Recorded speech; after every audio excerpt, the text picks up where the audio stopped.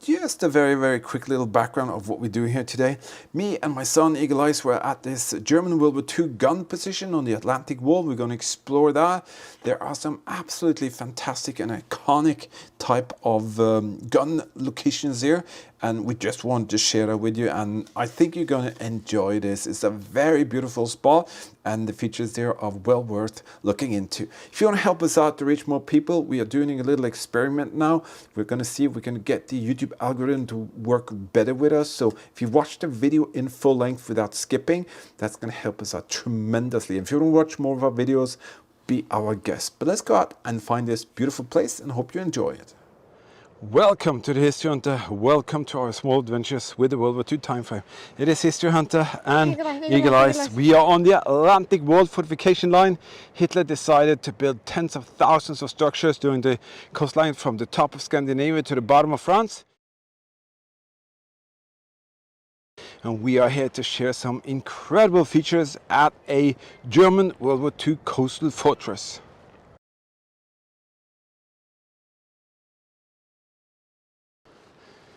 At this location, the Germans, they built and they dug in, and they wanted to have some positions that they really could protect the area, or they could protect the waterways that are out there. So this is a artillery position, a coastal artillery position, and we can't wait to share what's up there with you. This is the very first position that we find. This is a KWK. It's actually a pretty big gun that was placed right there, and I guess that is the munition storage. And further up the hillside there are features after features, and we are all going to share that all with you. This is the base of a gun, and imagine maybe a scene like this. Yeah, so in here there will be a very small munition storage, and that munition storage would store the primary munition that needed to keep this thing roaring for some time, and then they'll be able to get more munition from further up at some of the larger munition storages. I'm just going to see if I can see some writings on the wall. Sometimes they had stockpiles of what was in the storages written down on the wall, but I can't see that. And you can see they built a trench area to get into it from the backside here. Yep, and then you can see the gun crews. They would come up here and they would man that gun, and they would know exactly what to do. They could have gotten a firing solution order from the head man up here, from the firing control bunker, and then when all of these coordinates were done, well, then it was just a matter of boom, firing that shell all the way up there. So this place is all about attack and protect, and we're going to see more of the structures and features of that further up here. So what did they have here that could fire out? Well, they had a lot of guns here, but some of them are higher up at another area of this position, but some of them are right there. And if I'm not too mistaken, that is what we call a 671 Regelbau. It's a very iconic bunker, and I'm going to go to the front and I'm going to show you that right now.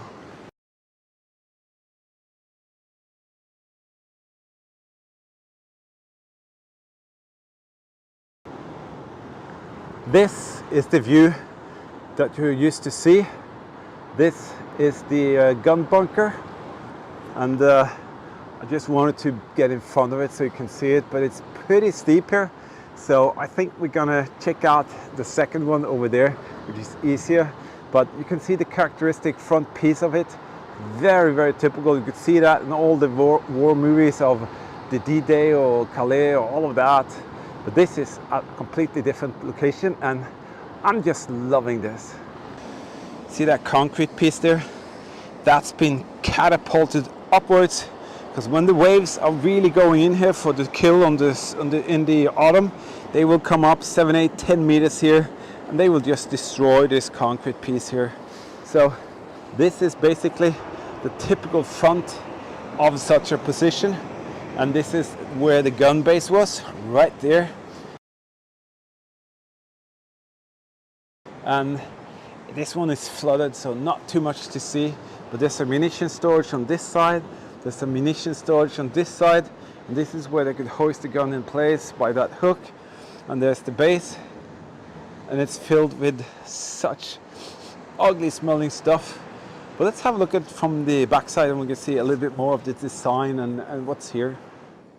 So that machine gun turret was the near defense system for the bunker.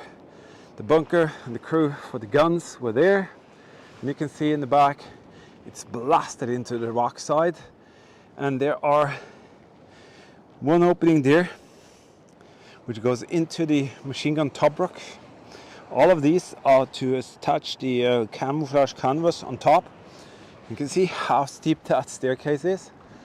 Comes down from the top there, then it continues over here, and it seems like they started to do something here, tunneling something. Maybe they didn't even finish it. There's a concrete pillar there, and there are different features all over the place, so we're going to check them out. But let's go down into this pit and see what's there. Coming in from the back, you can see the construction here, and look at the view, guys and girls. I'm so honored and privileged to do this. I want to say a massive thank you for all of you supporting us. Yes. And I just have to say, you were so generous and kind to Eagle Eyes when he's healing up his arm, and he still is.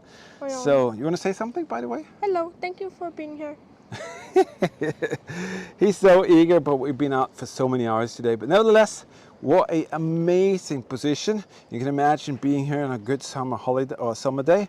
That'd be nice, being here. Look. In the winter storms, well, that's going to be something totally different. But we have to go down this incredible steep staircase, so be careful, Eagle Eyes, be very, very careful. That is the entrance for the machine gun turret. Yep. And that would be attached on this ring so that it can swing around. There will be ammunition pocket storage there. The guy with the machine gun would be right there. Wow. So we also have the entrance for the gun pit itself. That is over here. Little break here. I have to change something. This is the gun pit. There used to be some massive doors here, steel doors. They're ripped off. They didn't take out the frame, but it's reclaimed and recycled, I guess. And this is the gun crew's area. You have the munition storage on this side. You have the munition storage on this side, and you can see it's absolutely wasted. But nevertheless, out there, that was where the enemy could come in, and that's exactly what they practiced to do: take out whatever threat that could be out there. So on the top looks to be maybe a barrack, because you could most definitely enter right here. Let me see. Go in. Yeah. Could this be a kind of like a field fire and control bunker? I'm not sure. Could actually be a lookout position. Yeah, I think it was. If they had a kind of roof here, well, I think actually it could have been something like that. What a spectacular place. Oh my God. You know, many of these locations you would find barracks and things like that on the backside of the actual fighting position where the guns were. But up here, the barracks for the crews were actually further down into a valley. That it was even easier to protect the soldiers down there, but that meant that the soldiers had to come up here absolutely every day to do their duty, and they would often live in very, very humble conditions. But this, I don't know what is going on in here. There's an entrance here with a door. Is there an entrance there where you are?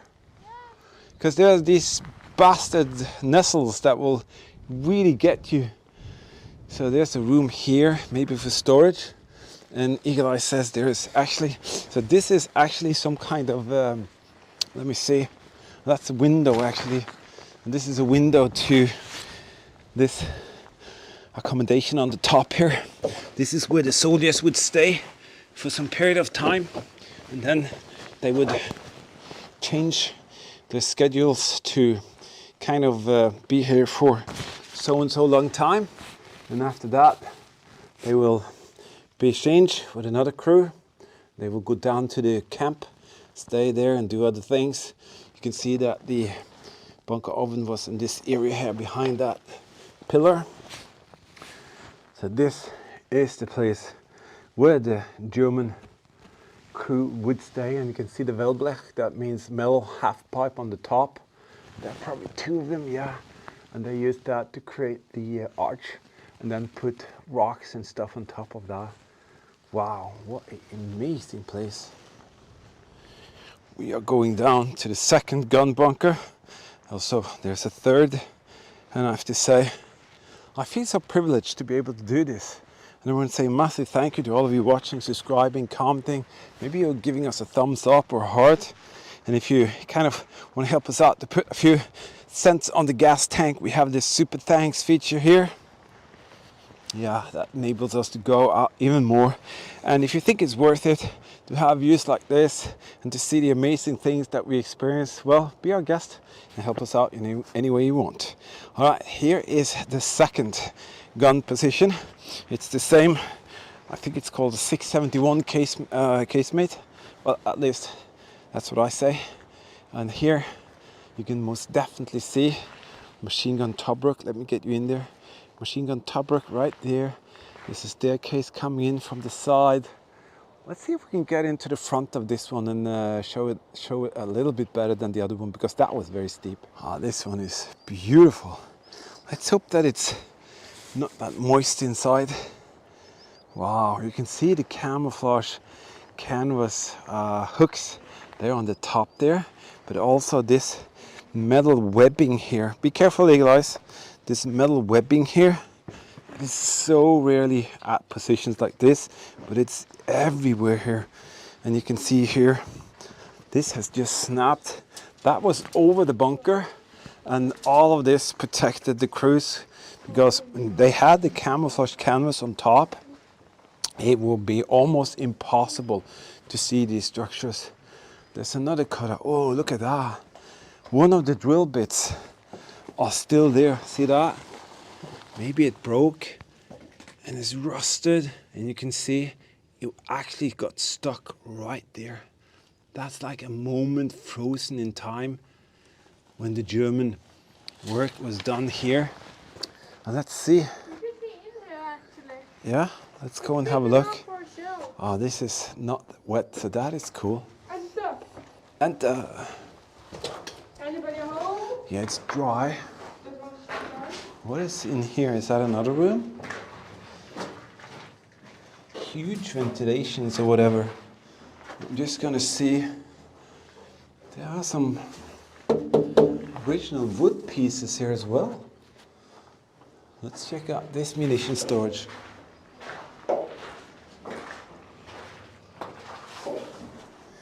Now, sometimes there will be stockpile lists on the wall here, actually naming how many rounds of what type of fuses, all of that. That would be right there. And you can see again, this is the mount for the gun.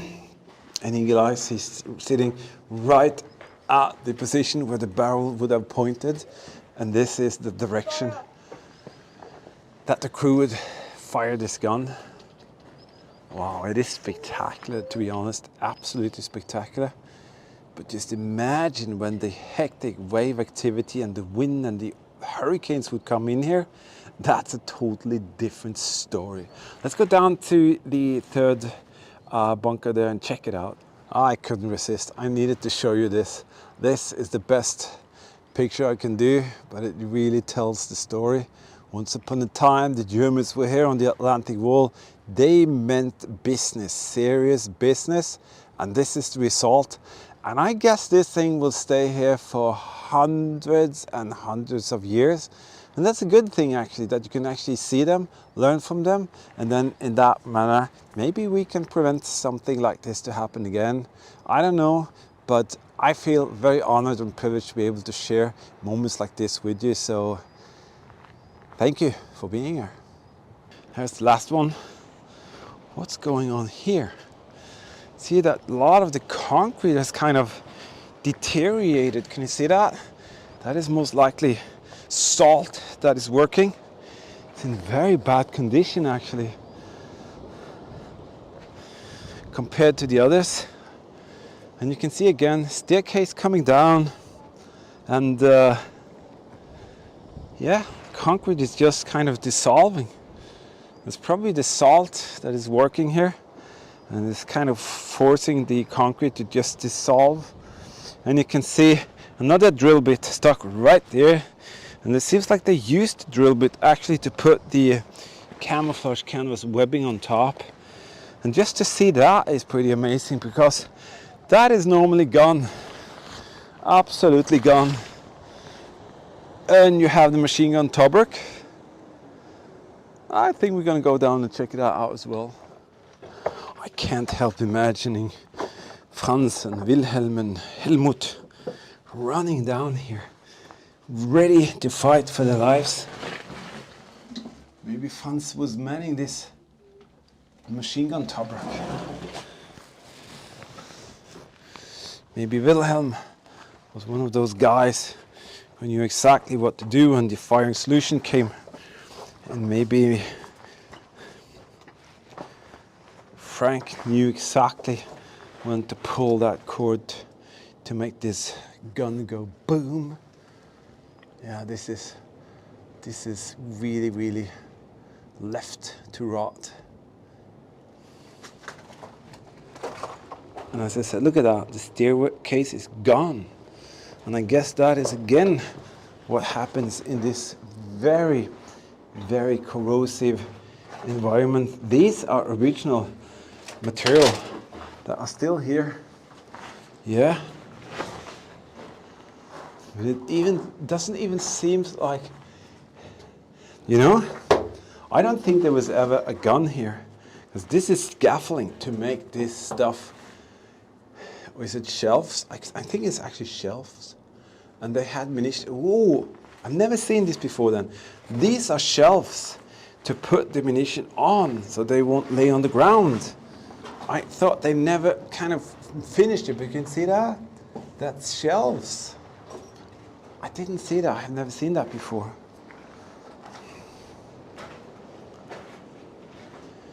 It's truly a special feeling. And around here, you can't see it, they would put the meridian or the degrees, like 60, 80, 90, something like that. And that will be also very often painted in there, so you can see exactly in which direction. So you can quickly turn the gun like this. Look at that, that's salt coming out of the concrete, just totally taking over. And again, that spectacular view. Wow. These are like time machines, like dinosaurs from the past. There's even a shelf here still hanging there. See that? And there's a bird's nest. That means nature is just taking over. Wow. This is true history for you. So we are sitting on top of the gun bunker. And again, I can't help imagining how it would be to be here and serve here. But what we can do is that we can share with you, like we did. We've been out here for like 8 hours today. Are you tired, Eagle Eyes? Yes. He is. We are going back to get something to eat. And we're going to continue our epic World War II history road trip made possible by all of you out there. We want to say an absolute massive thank you to all our patron team members. You are some of the guys and girls who help us to do this. And to all of you who donate on PayPal, thank you so much for that. If you give us a thumbs up, you subscribe, you hit the notification bell ding-a-ling thingy, well, you help us out as well. And if you watch the videos in full length and don't skip, you will definitely help us out. All right, stay safe, keep smiling. And from History Hunter and Eagle Eyes, over and out. Thank you for watching. Bye.